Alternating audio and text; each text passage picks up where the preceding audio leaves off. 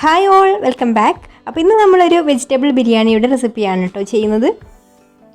അപ്പോൾ നമ്മളെ വീട്ടിലുള്ള വെജിറ്റബിളൊക്കെ വെച്ചിട്ട് പെട്ടെന്ന് ഉണ്ടാക്കാൻ പറ്റിയിട്ടുള്ള ഒരു ബിരിയാണിയാണിത്. അപ്പോൾ നമുക്ക് എങ്ങനെയാണ് നല്ല ടേസ്റ്റിൽ വളരെ എളുപ്പത്തിൽ വെജിറ്റബിൾ ബിരിയാണി തയ്യാറാക്കുക എന്നുള്ളതൊന്ന് നോക്കാം. അപ്പോൾ നമ്മുടെ ബിരിയാണി തയ്യാറാക്കാൻ വേണ്ടിയിട്ട് ഞാനിവിടെ കുറച്ച് പച്ചക്കറികളൊക്കെ മുറിച്ച് വെച്ചിട്ടുണ്ട് കേട്ടോ. അപ്പോൾ ഇത് ക്യാരറ്റ്, സവാള, ഉരുളക്കിഴങ്ങ്, പിന്നെ ഫ്രോസൺ പീസ് ഒക്കെയാണ് കേട്ടോ എടുത്തിട്ടുള്ളത്. ഇനി കോളിഫ്ലവറോ ബീൻസോ ഒക്കെ ഉണ്ടെങ്കിൽ അതും കൂടെ എടുക്കാം.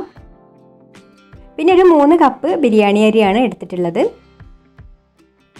അപ്പോൾ നമ്മളിവിടെ ബിരിയാണി വെക്കുന്നത് പ്രഷർ കുക്കറിലാണ്. അപ്പോൾ നമുക്ക് പെട്ടെന്ന് തന്നെ ബിരിയാണി ആയി കിട്ടും. അപ്പോൾ ഞാനിതാ പ്രഷർ കുക്കർ അടുപ്പത്ത് വെച്ചിട്ടുണ്ട്. ഇനി നമുക്കിതിലേക്കൊരു 2 ടേബിൾ സ്പൂൺ നെയ്യും 2 ടേബിൾ സ്പൂൺ ഓയിലും കൂടെ ഒഴിച്ചു കൊടുക്കാം.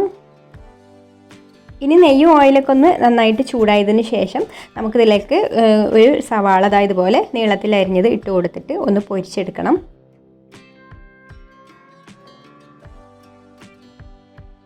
സവാള ഒന്ന് മൂത്ത് വരുമ്പോൾ നമുക്കിതിലേക്ക് കുറച്ച് അണ്ടിപ്പരിപ്പും കൂടെ ഇട്ട് കൊടുക്കാം. ഇനി ഇതൊന്നും കൂടെ മൂത്ത് വന്നാൽ നമുക്കിതിലേക്ക് കുറച്ച് കിസ്മിസും കൂടെ ഇട്ട് കൊടുത്തിട്ട് വറുത്തെടുക്കാം. അപ്പോൾ ഇതാ ഉള്ളിയും അണ്ടിപ്പരിപ്പും മുന്തിരിയൊക്കെ ഇവിടെ നല്ലൊരു ഗോൾഡൻ ബ്രൗൺ കളറായി വന്നിട്ടുണ്ട്. ഇനി നമുക്കിത് കോരി മാറ്റി വെക്കാം. അപ്പോൾ ഉള്ളി പൊരിച്ചത് അവിടെ മാറ്റി വെച്ചിട്ടുണ്ട് കേട്ടോ. ഇനി നമുക്കിതിലേക്ക് ഒരു 4-5 ഏലക്കായ, അതുപോലെ ഒരു 5 ഗ്രാമ്പു, ഒരു 2-3 കഷ്ണം പട്ടയും കൂടെ ഇട്ട് കൊടുത്തിട്ടുണ്ട്. ഇനി ഒരു 2 ബേ ഇല കൂടെ ഇട്ട് കൊടുക്കാം. ഇനി ഇതൊന്ന് ചെറുതായിട്ട് മൂത്ത ശേഷം നമുക്കിതിലേക്ക് പച്ചക്കറികൾ ഇട്ട് കൊടുക്കാം. ഈ പച്ചക്കറികൾ നമുക്ക് 1 മിനിറ്റ് ഒന്ന് വഴറ്റിയെടുക്കാം. ഇതിലേക്ക് ആവശ്യത്തിനുള്ള ഉപ്പും കൂടെ ചേർത്ത് കൊടുത്തിട്ട് വഴറ്റിയെടുക്കാം. അപ്പോൾ ഇങ്ങനെ വഴറ്റിയെടുക്കുകയാണെങ്കിൽ പച്ചക്കറികൾ ഉടഞ്ഞു പോവില്ല കേട്ടോ.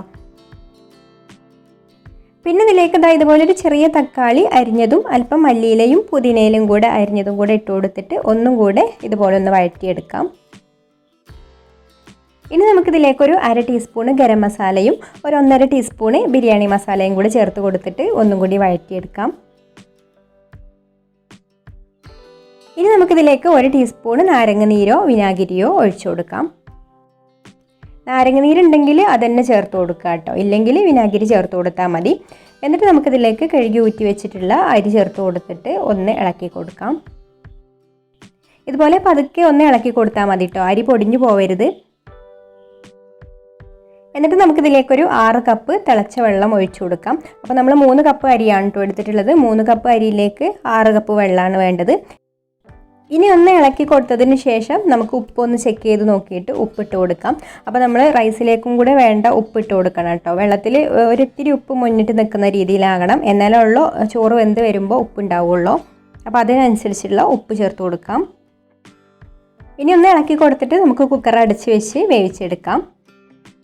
ഇനി ഒരു 2 വിസിൽ വന്നതിന് ശേഷം നമുക്ക് തീ ഓഫാക്കിയിട്ടാൽ മതി കേട്ടോ. അപ്പോൾ തീയൊക്കെ ഓഫാക്കിയതിന് ശേഷം ഇപ്പോൾ കുക്കറിലുള്ള കംപ്ലീറ്റ് ആവി പോയതിന് ശേഷമാണ് കേട്ടോ ഞാൻ തുറന്ന് നോക്കുന്നത്. അപ്പോൾ അതാ നമ്മുടെ ബിരിയാണി ഇവിടെ റെഡി ആയിട്ടുണ്ട്.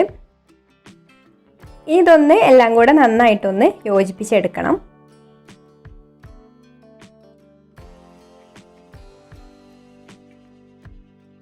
ഇനി നമുക്കിത് സെർവിംഗ് പ്ലേറ്റിലേക്ക് വിളമ്പിയതിന് ശേഷം ഇതിൻ്റെ മുകളിൽ പൊരിച്ച് വെച്ചിട്ടുള്ള ഉള്ളിയും അണ്ടിപ്പരിപ്പും മുന്തിരിയൊക്കെ ഇട്ട് കൊടുത്ത് അലങ്കരിക്കാം. അപ്പോൾ നിങ്ങൾക്ക് ഈ ഒരു റെസിപ്പി ഇഷ്ടമായിട്ടുണ്ടെങ്കിൽ ഒന്ന് ലൈക്ക് ചെയ്യുക, ഇഷ്ടപ്പെട്ടിട്ടില്ലെങ്കിൽ ഡിസ്ലൈക്കും ചെയ്യാം. അതുപോലെ ഷെയർ ചെയ്യുക, കമൻറ്റ് ചെയ്യുക. പിന്നെ ഈ ചാനൽ സബ്സ്ക്രൈബ് ചെയ്യാതെ കാണുന്നവരാണെങ്കിൽ ഒന്ന് സബ്സ്ക്രൈബും കൂടെ ചെയ്യണേ. അപ്പോൾ ഇനി മറ്റൊരു നല്ല റെസിപ്പിയുമായിട്ട് അടുത്ത വീഡിയോയിൽ കാണാം. താങ്ക്